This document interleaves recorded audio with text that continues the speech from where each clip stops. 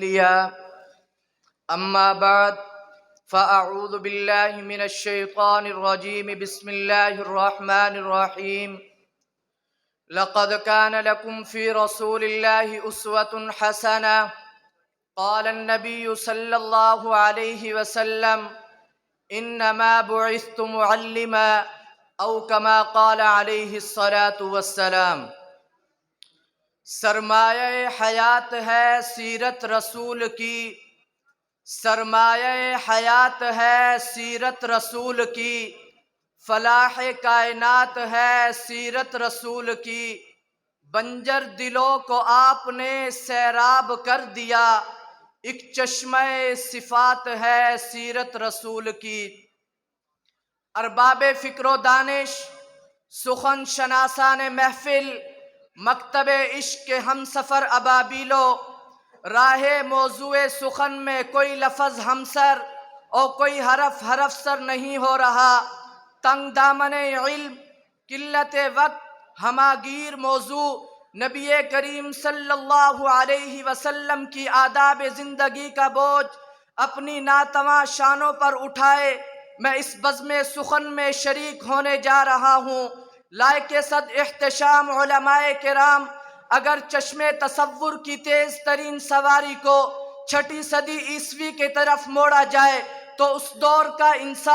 انسانیت بھول چکا تھا، گلشن ارضی ماتم کدہ بنا ہوا تھا، کمزوروں پر ظلم و ستم کے پہاڑ توڑے جا رہے تھے، جہالت کے گھٹا ٹوپ اندھیروں نے بالعموم تمام عالم کو اور بالخصوص عربستان کو اپنی لپیٹ میں لے رکھا تھا۔ اب ضرورت تھی ایسی معلم انسانیت کی جو عالم انسانیت کو جہالت قدوں سے نکال کر خلق حسن، خلق کریم، خلق عظیم کے اسباق پڑھاتے ہوئے رحیم ذات کی رحمت سے بھرپور چھتری کے سائے میں لے آئے۔ میں اسی معلم کی تعلیم کے 3 پہلو پر لب کشائی کرنے کی جسارت کروں گا۔ سامعین و واردین، 3 پہلوؤں میں سے پہلے نمبر پر آپ صلی اللہ علیہ وسلم بحیثیت گھریلو سربراہ کے، دوسرے نمبر پر آپ صلی اللہ علیہ وسلم بحیثیت پڑوسی کے، تیسرے نمبر پر آپ صلی اللہ علیہ وسلم بحیثیت مہمان نواز کے۔ آئیے میں آپ صلی اللہ علیہ وسلم کو بحیثیت گھریلو سربراہ کے دیکھتا ہوں تو مجھے لو ان فاطمہ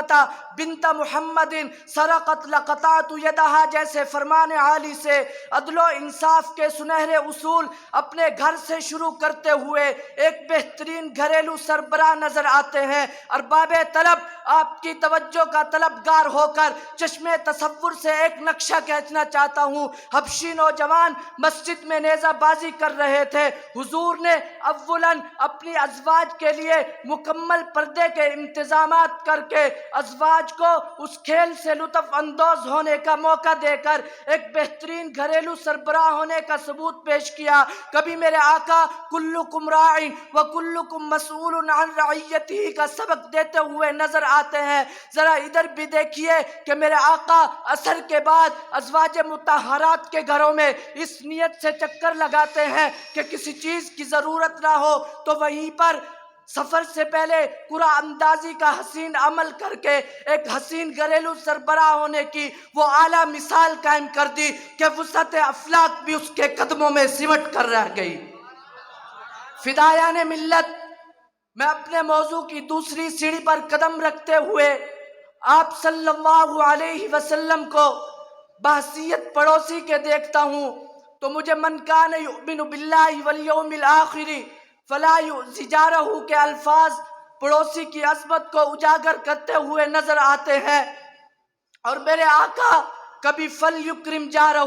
کبھی زبان رسالت سے فلیحسن الی جارہ کے الفاظ پڑوسی کی عظمت کو اجاگر کرتے ہیں۔ تو کبھی ام المؤمنین سیدہ عائشہ صدیقہ بنت صدیق کی تعلیم کی غرض سے فرمایا کہ جبرائیل امین نے مجھے پڑوسی کے حقوق کی اتنی تاکید فرمائی کہ میں نے سمجھا کہ پڑوسی کو وراثت میں حصہ نہ دینا پڑ جائے۔ کبھی لسان نبوت حرکت کرتی ہے اور پڑوسی کی عظمت کو بلند سے بلند تر بناتے ہوئے وَقَدْ أَوْصَى اللَّهُ بِالْإِحْسَانِ إِلَى الْجَارِ کا فرمان جاری ہوتا ہوا نظر آتا ہے۔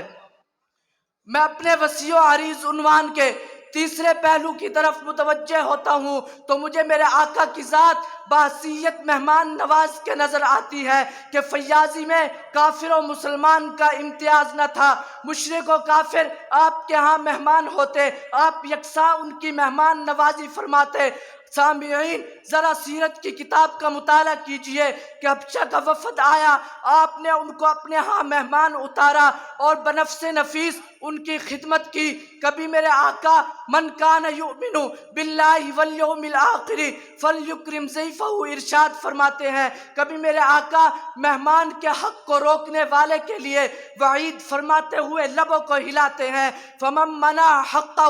فقد ظلمہ۔ اور کبھی چشم فلک نے وہ منظر بھی دیکھا کہ میرے آقا نے مہمان کی مہمان نوازی کو ان الفاظ میں بند کر کے رکھ دیا، من السنت ان یخرج الرجل مع ضیفہ الی باب الدار۔ تو پھر مجھے کہنے دیجئے حضور آئے تو سر آفرینش پا گئی دنیا، حضور آئے تو سر آفرینش پا گئی دنیا، اندھیروں سے نکل کر روشنی میں آ گئی دنیا، ستے چہروں کا رنگ اترا، ستے چہروں کا رنگ اترا، بجھے چہروں پہ نور آیا، حضور آئے تو انسانوں کو جینے کا شعور آیا۔ وما علینا الا البلاغ۔